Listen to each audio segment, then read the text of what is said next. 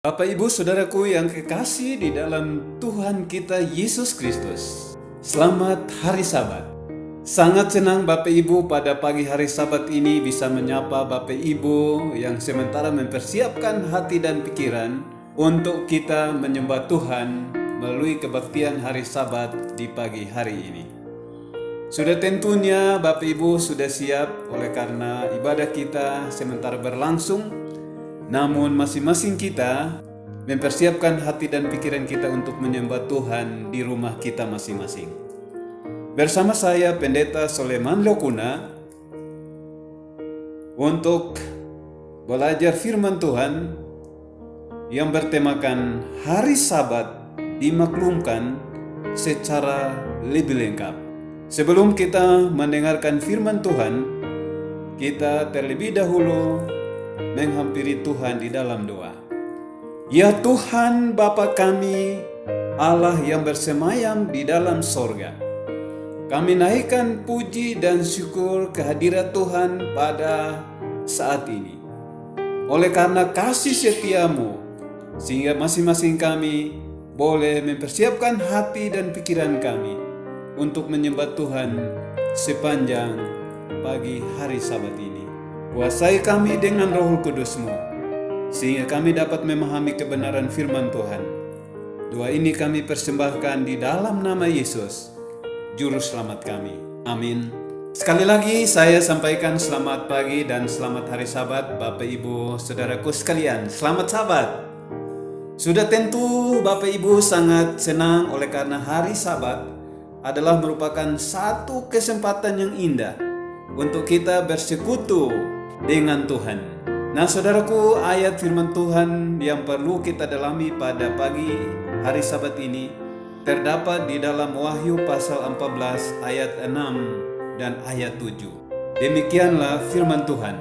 Dan aku melihat seorang malaikat lain terbang di tengah-tengah langit, dan padanya ada Injil yang kekal untuk diberitakannya kepada mereka yang diam di atas bumi, dan kepada semua bangsa dan suku dan bahasa dan kaum. Dan ia berseru dengan suara nyaring, takutlah akan Allah dan muliakanlah Dia, karena telah tiba saat penghakimannya.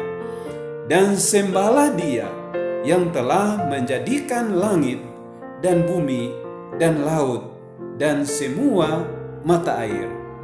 Wahyu pasal 14 ayat 6 dan ayat 7. Bapak Ibu Saudaraku yang kasih dalam Yesus Kristus, sebagaimana tema firman Tuhan pada saat ini, yakni hari Sabat dimaklumkan secara lebih lengkap. Sebagai umat manusia, kita sudah pasti memahami bahwa dunia ini diciptakan oleh Allah dalam waktu 6 hari lamanya. Dan pada hari yang ketujuh, Allah berhenti, Allah memberkati, dan Allah menguduskan hari yang ketujuh itu. Dan itulah yang disebut kemudian di dalam Keluaran pasal 20 ayat 8 sampai ayat yang ke-11. Ingatlah dan kuduskanlah hari Sabat. 6 hari lamanya kamu akan bekerja dan melakukan segala pekerjaanmu. Tetapi hari yang ketujuh adalah hari Sabat Tuhan Allah. Saudaraku yang kasih dalam Yesus Kristus, bila mana kita membandingkan kedua ayat firman Tuhan ini, yakni Kejadian pasal 2 ayat 1 sampai ayat yang ketiga, di mana kita dapat temukan bahwa dunia yang kita tinggali ini diciptakan oleh Allah dalam waktu 6 hari, dan pada hari yang ketujuh ia berhenti. Itu sebabnya ada hari Sabat yang disebutkan hari yang kudus, hari yang mulia bagi Tuhan. Nah saudaraku yang kasih dalam Yesus Kristus, bila mana kita bertanya, hari Sabat adalah hari ketujuh. Hari ketujuh adalah hari Sabat. Pertanyaan akan timbul, Kalau dengan demikian, hari apakah hari ketujuh atau hari Sabat yang terdapat di dalam minggu bekerja kita? Apakah hari Sabtu atau apakah hari Minggu? Nah, saudaraku yang kasih dalam Yesus Kristus, Alkitab dengan jelas mengatakan hari Sabat adalah hari ketujuh, dan hari ketujuh adalah hari Sabat.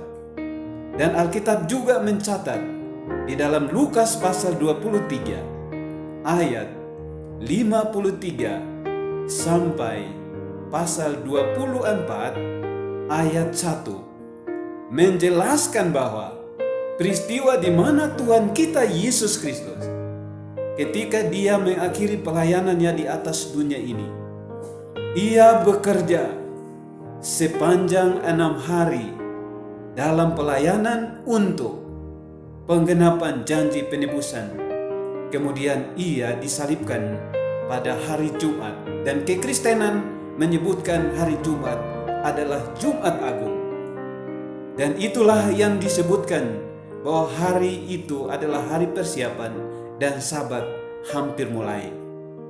Dan sesuai dengan apa yang kita baca tentang peristiwa kematian Yesus dan penguburannya dan kebangkitannya, kita dapati ada di antara 3 hari besar, yaitu hari Jumat, Jumat Agung, dan hari Sabat, hari yang besar yang menjadi sebuah peringatan akan dunia kita ini sebagai hari yang mulia bagi Tuhan, yakni hari Sabtu.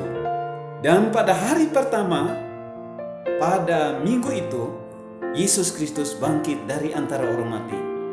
Dengan demikian saudaraku, bahwa hari Sabat, hari ketujuh atau hari ketujuh, hari Sabat itu jatuh pada perputaran minggu, yaitu jatuh pada hari Sabtu. Sebab kalender kita bila mana kita lihat, maka kita akan ikuti, yakni Minggu, Senin, Selasa, Rabu, Kamis, Jumat, Sabtu. Maka dengan demikian 7 adalah hari Sabtu.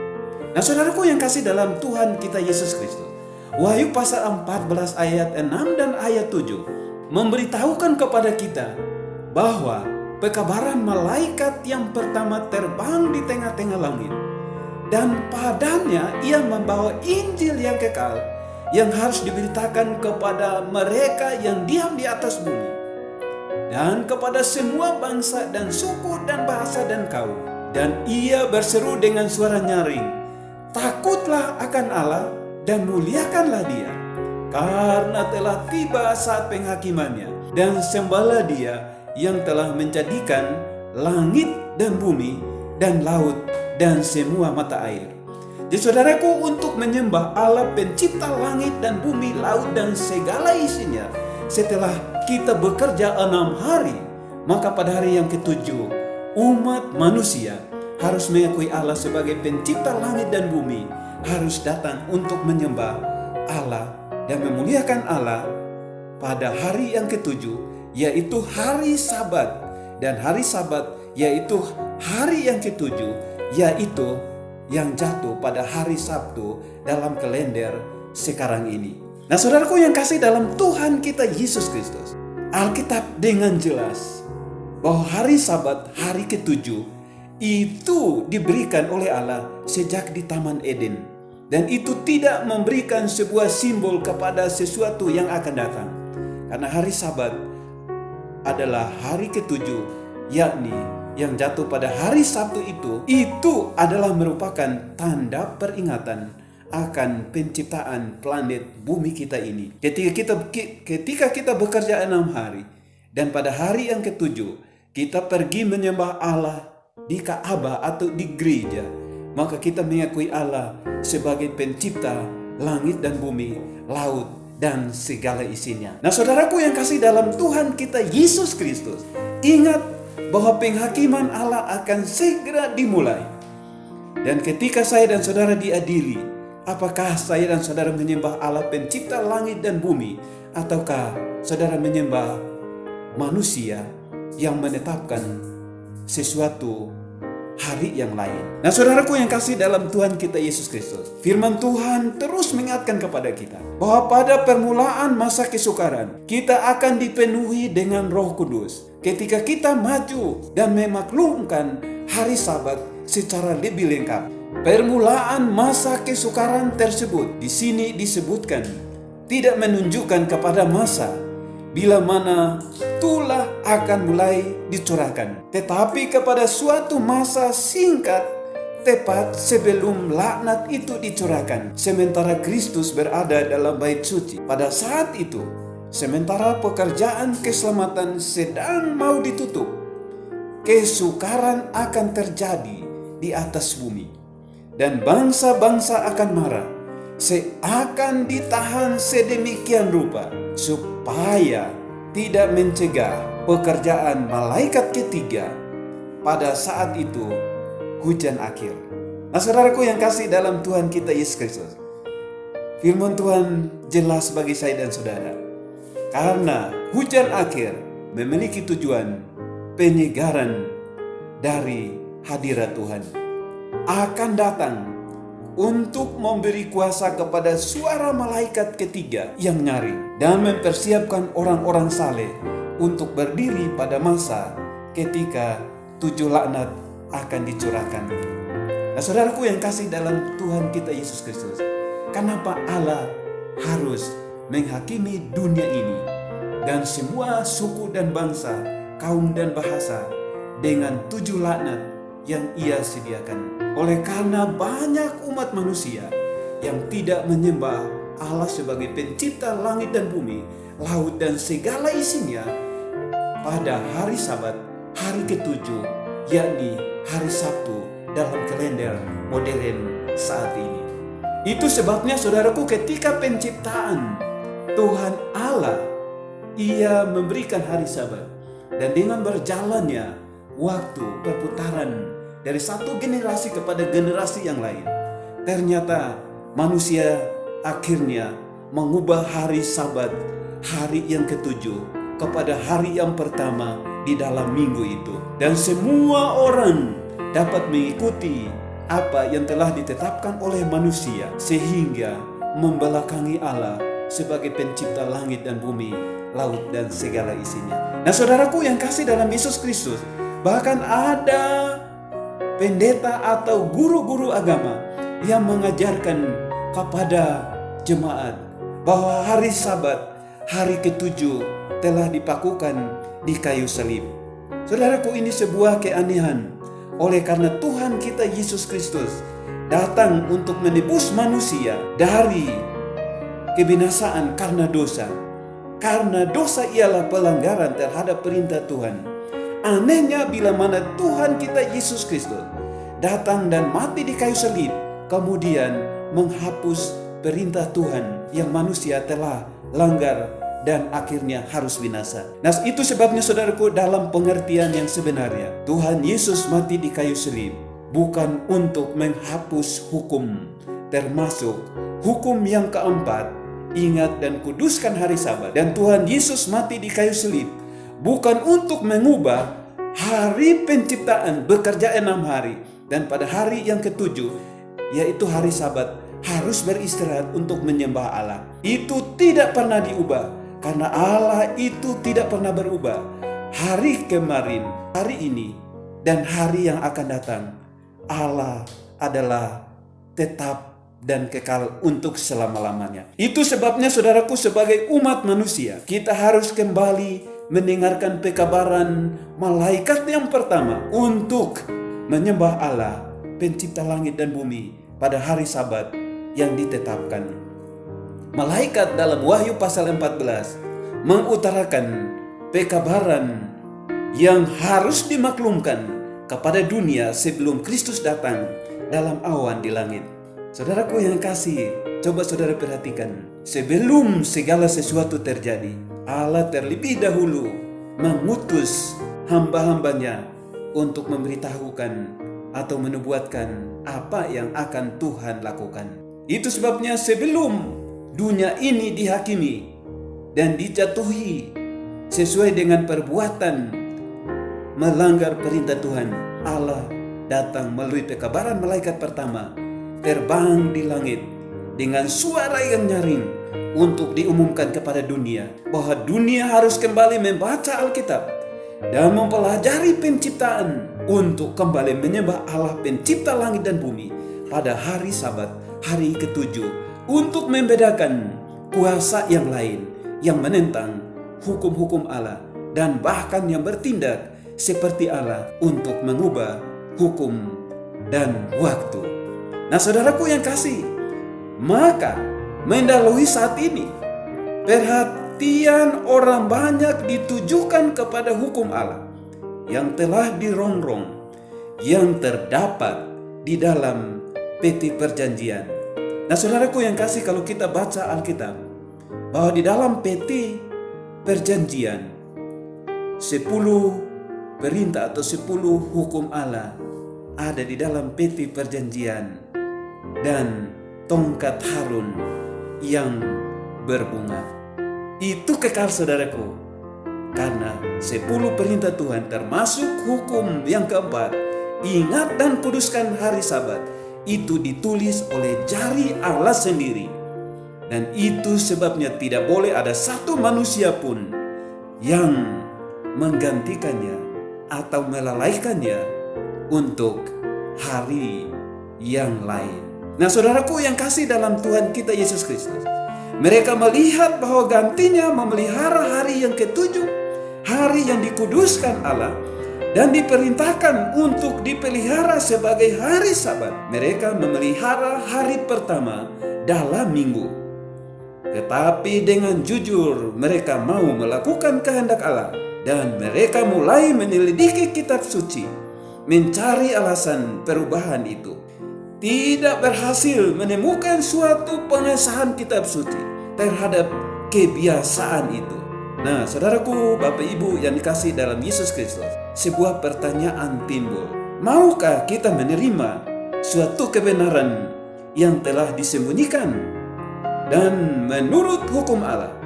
Atau maukah kita harus dengan dunia dan menurut hukum-hukum manusia? Luar biasa, saudaraku. Sampai titik ini saya dan saudara harus memilih untuk mengikuti kehendak Allah atau kehendak manusia, menurut perintah Allah atau menurut perintah manusia. Jika saudara punya pilihan jatuh kepada sebuah pilihan, maka itu adalah sebuah pilihan untuk hidup yang kekal kepada pilihan kepada kebenaran, tetapi untuk kebinasaan kepada pilihan kepada kepalsuan. Nah, saudaraku yang kasih dalam Yesus Kristus, dengan Alkitab terbuka, mereka menangis dan berdoa dan membandingkan tulisan demi tulisan sampai yakin akan kebenaran. Mereka dengan yakin menegakkan pendirian mereka sebagai para pemelihara hukum Allah. Nah, saudaraku yang kasih dalam Yesus Kristus, satu ayat yang boleh kita kembali membacanya untuk mengingatkan kepada saya dan saudara bahwa hari Sabat, hari yang ketujuh, hari ketujuh atau hari Sabat, yaitu yang jatuh pada hari Sabtu dalam kalender kita dewasa ini. Firman Tuhan mengatakan bahwa hari Sabat, hari ketujuh itu tidak diubah atau dilenyapkan atau digenapi dan tidak terlaksana lagi melalui kematian Yesus di kayu salib. Itu tidak sesuai dengan Alkitab, firman Tuhan yang diilhamkan. Oleh karena satu ayat firman Tuhan yang perlu kita dengarkan di dalam Yesaya pasal 66 ayat 22 dan 23, demikian firman Tuhan. Sebab sama seperti langit yang baru dan bumi yang baru, yang akan kujadikan itu tinggal tetap di hadapanku, demikianlah firman Tuhan, demikianlah keturunanmu, dan namamu akan tinggal tetap. Bulan berganti bulan, dan Sabat berganti Sabat. Maka seluruh umat manusia akan datang untuk sujud menyembah di hadapanku, firman Tuhan. Luar biasa saudaraku, bahwa Sabat hari ketujuh atau hari ketujuh yaitu Sabat yang jatuh dalam kalender mingguan adalah hari Sabtu, itu kekal sampai di dunia baru ketika Tuhan akan memulihkan kembali dunia yang berdosa ini. Dan bila mana saya dan saudara tetap setia menyembah Allah pada hari Sabat hari ketujuh, sejak kita masih hidup di atas dunia ini, maka firman Tuhan dengan tegas mengatakan, saudara memiliki sebuah jaminan bersama keturunan saudara, entah berapa generasi pun sampai kedatangan Yesus yang kedua kali, akan diselamatkan dan akan tetap menyembah Allah pada hari Sabat di dunia baru yang Tuhan Yesus akan ciptakan. Nah saudaraku yang kasih, indah sekali kebenaran firman Tuhan pada pagi hari Sabat ini. Biarlah kebenaran firman Tuhan yang kita dengarkan, bahwa Allah datang untuk memulihkan kehidupan yang berdosa ini dan untuk memperindah hidup ini melalui mengajak kita untuk kembali kepada penurutan akan firman Tuhan. Ya, karena Yesus Kristus datang untuk menebus kita dari pelanggaran firman Tuhan, yakni upah dosa ialah maut. Tetapi kasih karunia Allah ialah hidup yang kekal di dalam Kristus Yesus Tuhan kita. Nah saudaraku yang kasih dalam Yesus Kristus, Yesus sendiri mengatakan, akulah jalan, kebenaran dan hidup. Tidak ada seorang pun yang melihat Bapakku di sorga kalau ia tidak melalui aku. Nah saudaraku, jika saudara ingat, kalau kita mau mengikut Tuhan kita Yesus Kristus, Ia adalah jalan, Ia adalah kebenaran dan hidup. Ia juga yang telah menciptakan Sabat. Ia juga yang telah menguduskan Sabat ketika Ia berada di atas dunia ini. Dalam Lukas pasal 4 ayat 16, firman Tuhan mengatakan, menurut kebiasaannya, Ia datang ke Ka'bah pada setiap hari Sabat dan membaca dari firman Tuhan. Yesus meninggikan Alkitab firman Tuhan yang diilhamkan. Karena saudaraku, ingat, 2 Timotius pasal 3 15 sampai 16, firman Tuhan mengatakan, ingat sejak kecil engkau mengenal kitab suci yang olehnya akan menuntun saya dan saudara untuk memiliki hikmat sorga dan menuntun saya dan saudara kepada keselamatan di dalam Tuhan kita Yesus Kristus. Firman Tuhan ini berguna untuk mengajar, untuk menyatakan kesalahan, untuk memperbaiki kelakuan, dan untuk mendidik orang di dalam kebenaran. Saudaraku yang kekasih, setelah saudara mendengarkan pekabaran firman Tuhan ini, saudara harus merenungkan, Allah mengasihi saya dan mengasihi saudara. Allah mau agar kita diselamatkan. Allah mau agar ketika penghakiman itu dijatuhin, didapati bahwa saya dan saudara hidup benar di mata Tuhan, sehingga kita dijemput untuk diwarisi kerajaan yang Tuhan Yesus telah sediakan. Kiranya firman Tuhan ini dapat menolong saya dan saudara untuk hidup yang kekal yang Tuhan sediakan. Mari kita menghampiri Tuhan di dalam doa. Bapa kami, Allah yang bersemayam di sorga, terima kasih Tuhan, kami telah mendengarkan berita firman Tuhan pada hari Sabat ini. Biarlah oleh tuntunan Roh Kudus kami dapat memahami maksud Tuhan pada saat ini, untuk kami hidup menyembah Allah pada setiap hari Sabat seperti pada saat ini. Terima kasih Tuhan. Doa ini kami persembahkan di dalam nama Yesus. Amin.